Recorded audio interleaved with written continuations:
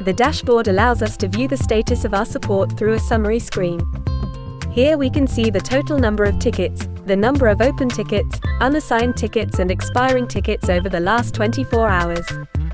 By scrolling down, we can see the history over a 12-month period where we can see the number of closed and expired tickets and the breakdown of tickets by priority, assignment group and assigned operator.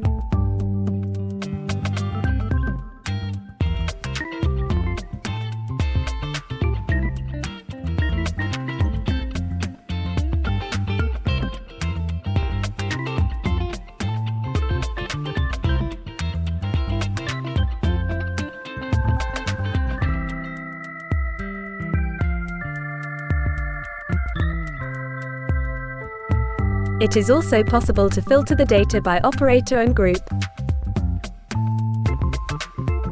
Finally, there is data on the number of connections made, the average duration of connections per ticket and the average duration per connection.